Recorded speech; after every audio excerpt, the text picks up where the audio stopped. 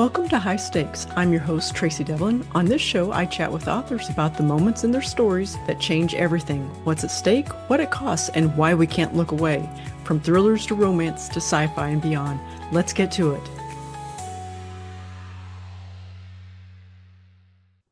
Joining me today is New York Times bestselling author Mary Kubica to talk about her new domestic suspense, It's Not Her. Welcome to the show, Mary. Thanks for having me, Tracy. I'm excited to be here. So happy to have you. Just so other folks know, Mary and I, we met at Thriller Fest a few years ago when I took her master class, which was amazing. And for any of the author or writers out there, authors out there, if you ever get a chance and Mary does that again, please take her class because you'll learn so much like I did. Are you headed to Thriller Fest this year again? I am not this year, unfortunately. It's earlier than it usually is, so it overlaps with my daughter coming home from college and my son's high school graduation. So I'm sad that I'm going to Yeah. miss it this year. It's always such a good time, and I love teaching those master classes.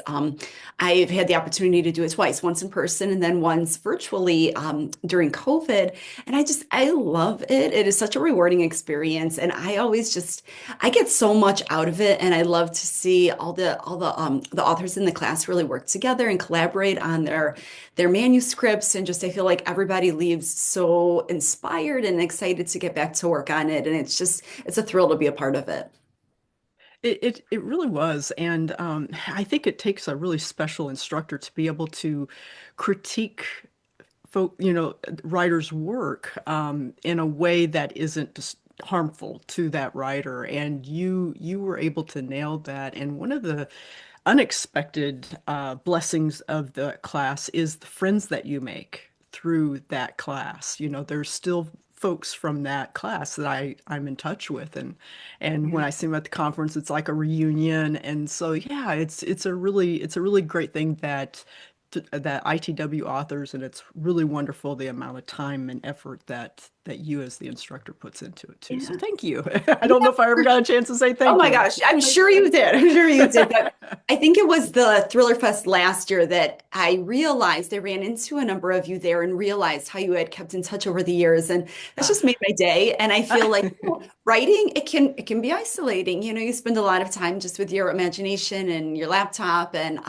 not so much human interaction. And so to be able to share those experiences with people that are in a very similar position, I think is just awesome. And I know that a number of you are still critique each other's work and, offer feedback and all of that. And I think it's amazing. And as for the critiquing, I mean, I've been on that side, every time I turn a manuscript into my editor, I've learned from the best. You have to, Yes. there are things that are working and maybe there are things that are not working, and Mhm. you really have to be, I think you have to be very delicate about the way that you convey that to a writer, because it's so, we pour our hearts and souls out into these manuscripts. And so it's sort of a vulnerable position to be in when you then share that work with somebody else and open yourself up to that feedback. Yeah, because probably by the time that you've handed it into your editor, you've already gone through it two or three times, if not more. So it's like you feel like you have it as good as you can get it, and then there's extra feedback that really helps it shine and everything. But yeah, it can be tough. But like you said, somebody who is able to do that with a delicate hand, it just makes all the difference for sure. For sure. It's so important. Well, before we get into It's Not Her, why don't you get us started just by telling us a little bit about yourself, whatever you'd like to share. Yeah, so It's Not Her is my 10th book. So my first one came out in 2014, but I've been writing for as long as I can remember. I was like in middle school when I developed this love passion for writing. But I was actually a high school history teacher first. I wasn't sure if I ever wanted to write something and share it with other people, or if it was just, more of like a hobby, something that I did for myself. But I wrote my first manuscript my daughter was born in 2005, and I had left teaching to stay home and start my family. And it was then that I started working on that first book. And it was the first thing that I really felt like I wanted to put out there and see if I could get published. So yeah, now like 12 years later, 10 books. It's been a thrill. Oh, no, and every one of them have just been amazing. I've been a longtime fan of yours, and I know that it's it's hard to find ways for you for the author, it's hard to find ways to be creative and come up with new ideas and new concepts, but you manage it so well. I'd love to pick your brain about that sometime. But yeah, no, the location in this, I really enjoyed the location in this. It reminded me of a similar place that my husband and I stayed at in Delta, Wisconsin. I don't know if you're familiar with where that's at, but it's up in the northern tip of Wisconsin. Did you have a similar experience where you went and visited someplace like that and it ended up being your inspiration? No, I didn't have any particular place in mind, although I do go on the internet and, look up different pictures of, cottages and resorts in Wisconsin and things like that. So the book is set in the Northwoods of Wisconsin, for those who aren't familiar, but initially I thought that I was going to set this, I had sort of the story in mind and I thought I was going to set it in the suburbs, like many of my books are set, and then decided to move it to a more remote place, and it was just so fun to see what I Yeah. could do with it. I'm so used to writing books that are set in the cities or suburbs, and so to do something really remote was so different. But and my sister, I have a sister that lives in Wisconsin, another has a summer home in Wisconsin. I'm from Chicago, so I've spent a lot of time in Wisconsin. I grew up, we would go camping all the time, so I'm just sort of familiar with that. Yeah. But again, it wasn't, a particular resort that I had my mind set on for this book, but I did, hop on the internet and go look up different vacation cabins and things like that and screenshot some inspirational pictures. You did an amazing job because there was like this element to some of the staff members that you tapped into that I remembered so vividly. Like I remember one time when my husband and I first got to this place, and he asked the guy we were having an issue with the little heater that was in the cabin, and he said, "So what do you think that the weather's going to be tomorrow?" And he's like, "Ah, more the same, I suspect." It was just like this laid back attitude. Right. So I thought that you captured that really well with the staff and just the whole feeling of the resort area. Yeah. It was great. Thank you. Thank you. Yeah, I loved, you mentioned before, like the books having a different feel. And I really do try to bring like a little something different to all the books, because domestic suspense, there's only like so many kidnappings, but try Yes. and bring some unique element, whether it's in the setting or something that really sets one book apart from another. Yeah, yeah. Well, why don't you, if you don't, this might be a good time, tell us a little bit about It's Not Her in your Yeah. own words so that I don't spoil anything. It's always so easy to do with this It kind of. is. So It's Not Her is the story of two families that go on vacation together in the Northwoods of Wisconsin. They rent a couple cottages on a lake, and one night, and this is not a spoiler because it happens right away, but one night, one of the little girls from one of the cottages goes to sleep with at her cousins next door. When she returns home the next morning, she finds that her parents have been murdered in their cottage overnight. Her 14-year-old brother is still home in the cottage. He slept through the whole thing, and her 17-year-old sister, Reese, is missing. And so they don't know if she maybe had something to do with this or if she is another victim in this terrible crime. So it's told from the points of view of Courtney, who is a surviving aunt. She was in the cottage next door at the time, as she tries, to protect her family from this killer that is still on the loose, and also try and find her missing niece and figure out who killed her brother and sister-in-law. And then it's told from the point of view of Reese, who is the missing 17-year-old, and her narrative begins days prior and leads up to the murders. And I think she's a pretty typical teenage girl, but she's pretty defiant. She's pretty angry. She would rather be anywhere in the world than on vacation with her family. And, she's also going through some stuff with friends and all of that. So it was really fun, eye-opening, a little nostalgic to, get back into the mind of a 17-year-old. Yeah, yeah. Well, one of the things that admire about your writing is it's how you seem to effortlessly seed in potential suspects.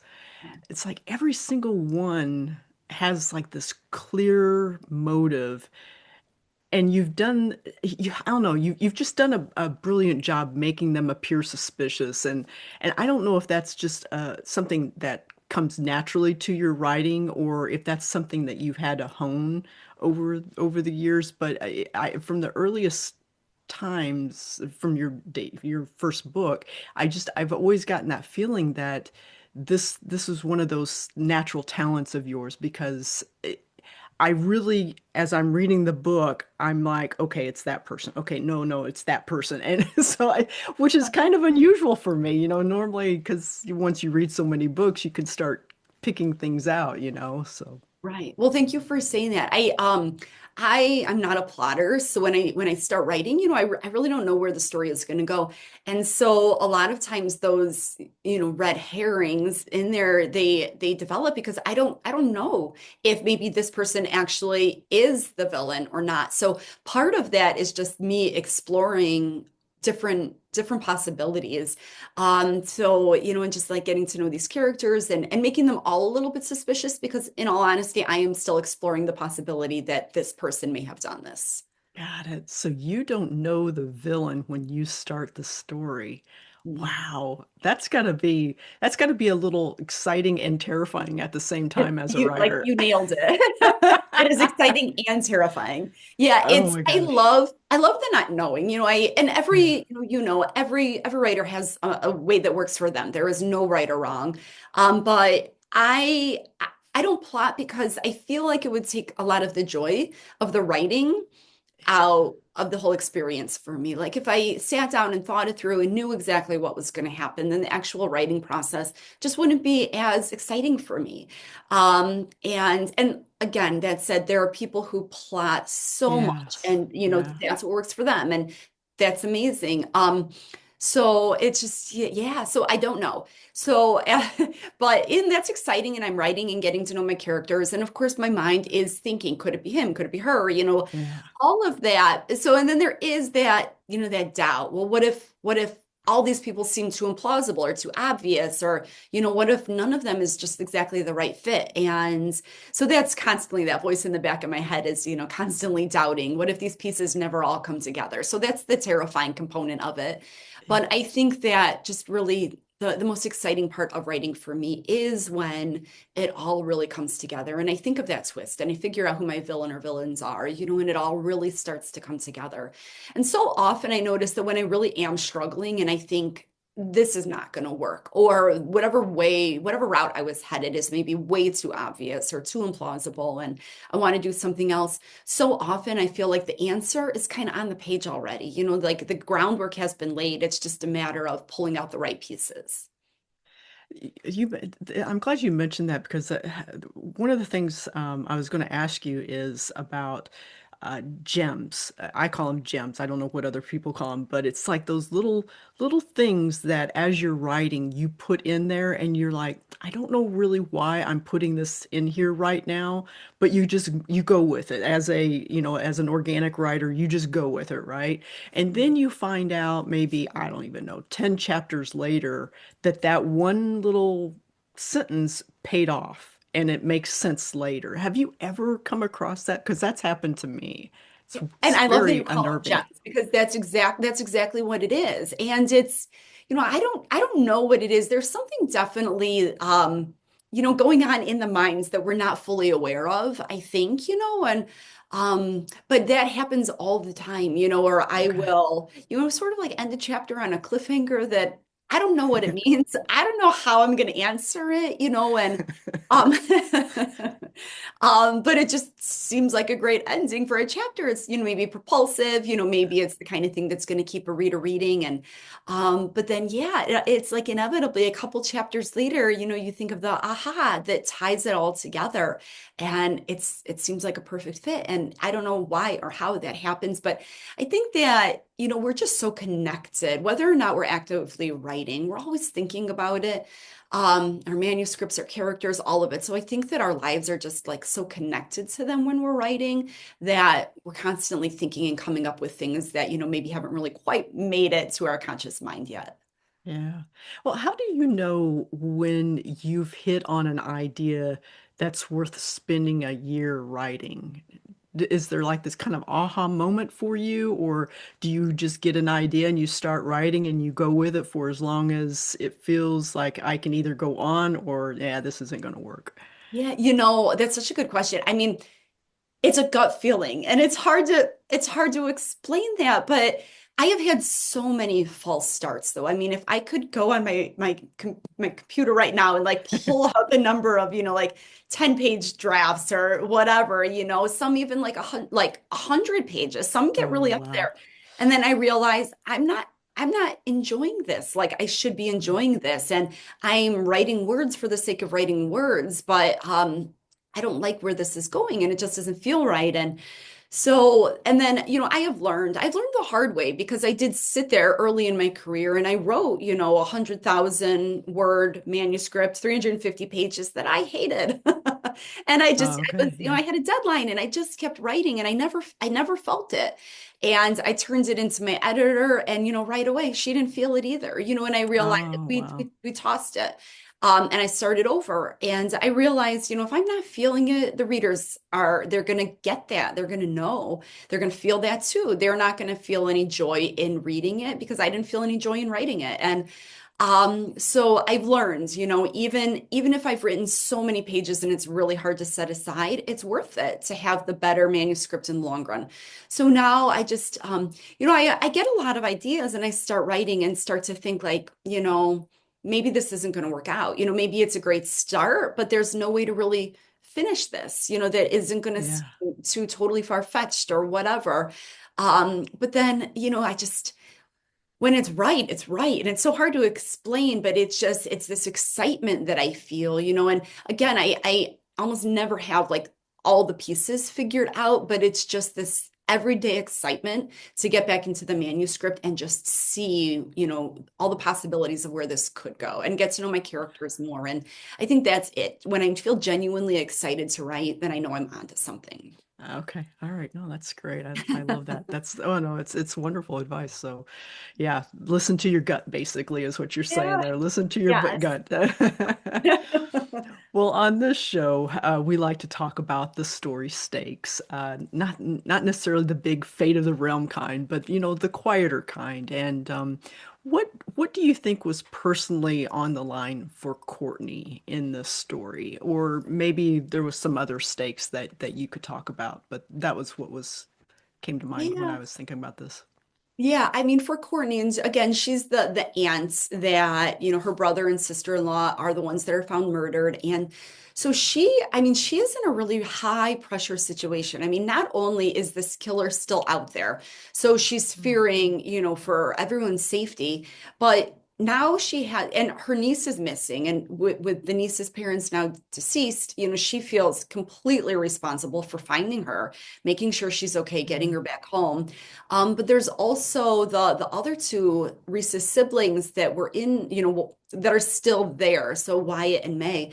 And so she's taking care of them as well. And she has her own daughter, Cass. So I mean, the stakes are Yeah. just so high for her. She's trying to really like try and solve this mystery, protect her family, take care of two orphaned children, find the missing third one. I mean, things are just really, really high. And she's, again, she's in this cabin way out in Wisconsin where her husband's there, but like other than that core group, she knows nobody. Everybody's a stranger. She doesn't Yeah. know who she can trust.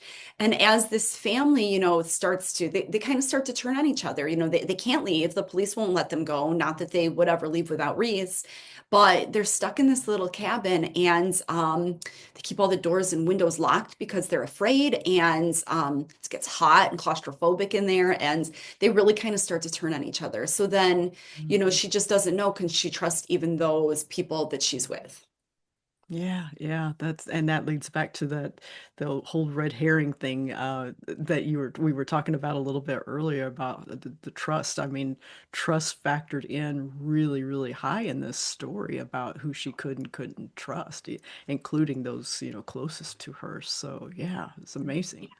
For sure. And, it's one of those things I think with all of my books, I sort of like to explore just that concept of like, we don't know what we would do or how we would respond if we were in a situation like this, because thank goodness the vast majority of us have never been put in a situation like that. Hmm. So, I really do kind of try to put myself in my my shoes and think, what would I do? How would I feel? And even though you feel like, these people that are so, so close to you, you're in this situation where you just are on high alert and it's just so hard to trust anybody. Yeah, yeah. I liked the protectiveness that she exhibited towards May, who uh, was the daughter of the deceased parents. And I won't go into why or anything for fear of spoiling things, but it was like I could visualize it, that like she was just like this mother hen over her, just I'm going to protect this girl. And then her daughter was very protective of her, protective of her friend and Yeah. cousin as well. And so that dynamic between those three, I particularly connected with, I think. Yeah. Yeah, for sure. And I try so hard to make characters, that a reader, you're not going to like them all necessarily. You're not going to agree with the choices that they're making, especially in thrillers like this, because I feel like, it's hard. Yeah. They do some things that maybe you wouldn't anticipate or maybe you wouldn't do yourself. But again, we've never been in these situations, so we don't know what we would do. But I really do try to bring out that emotion. Here we have, this little girl that's lost her parents and she's devastated. And, this aunt that's trying so hard to console her, and just really to, even though it's a thriller, I try really to get into that emotional side of what these characters are going through too. Yeah, yeah, mission accomplished. Um, I've often wondered with authors of domestic or psychological suspense if it takes you just a little bit more time to leave the story behind because they are, in some cases, not all, but they do have this more almost mental, visceral element because you're talking about family in it a lot. Has that ever happened to you? Or are you able to compartmentalize it? I definitely, between manuscripts, I need time away. I just Mm, kind of need to digest that a little bit, digest those characters because you spend so much time with them, and if you're not writing, you're thinking about them, you're just in their world for a year and a half, however long it takes to really finish that whole book. And so it's hard then to just leap into the next one. Partly I just actually need a physical break from writing, but yes, partly yeah. it's that, I need time to sort of get over those characters. Otherwise, I worry if I jump into something too soon, it's all going to feel the same, and I want Mm, to create mm, brand new characters in the next manuscript that, bear no similarities to May and Reese and, people from the last manuscript that are just yeah. totally new. So I definitely need that time. Okay. Yeah. No, that makes perfect sense because you don't want to use the same voice in the new book that way. Right. I don't know if I've ever really thought about that. So that's interesting. Yeah. So, as you'd mentioned earlier, that this is your 10th book. And so, after writing 10 books, is there anything about the process? It can be anything, writing, marketing, all of that stuff. Anything about the process that still excites you like it did when your debut came out? Yeah. I mean, like all of it. Okay, great. I got my copies of the book a week ago, maybe. And I mean, Ah, there is nothing like opening that book and like or opening the box, I should say, and holding that book for the first time, or when you see the cover for the first time, and that's always amazing to me the way these art designers that they can, just kind of like take a whole book and wrap it up in one image. And it's so perfect. There are so many hmm. like little details on the cover that, once Yes. you read the book, you're like, there's a pier. And, there's like these things actually matter to the book. And so like I love that. But I think the biggest thing for me is meeting readers. Just, you spend again so much time in solitude with these characters in the story. And, as a writer, you might fall in love with it, but you don't know if a reader's going to have the same reaction. You don't really know if they're going to be surprised by the twist. And so then to be able to go out there and share it with readers and just first of all, the reader's enthusiasm is like that alone keeps me writing. I mean, just that feedback you get from readers and their excitement and all that is so worth it. But to go out there, go in the bookstores and the libraries and just meet these readers in person, it's amazing. So that I'm heading out on tour soon, and that I think is the thing that is the most exciting for me. Yeah, well, that's great. Speaking of your readers, what I always have this one kind of last, hopefully fun question. What's one thing that readers might be surprised to learn about you? Gosh, that's such a good question. I mean, I feel like a lot of people probably maybe know this, but I'm a cat hoarder for the most part. I love it. There was a time, I should just say animal hoarder, but there was a time that we legitimately had four of our own cats, like a litter of six foster kittens and two guinea pigs. Oh my gosh, that is Don't tell amazing. animal control. No. So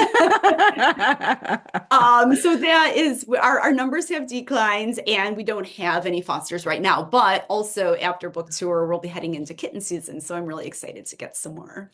Oh, that's great. That's nice that you foster. I think there's another Jess Laurie, I think, also does foster kitten fostering, and so I think that's amazing. And I often wonder about folks who foster cats, dogs, whatever, how hard it is to let them go after you've raised them. It Yeah. is so hard, and I mean, I think I cry every single time. It doesn't get any easier. Yeah. You get connected to them. There's no way not to.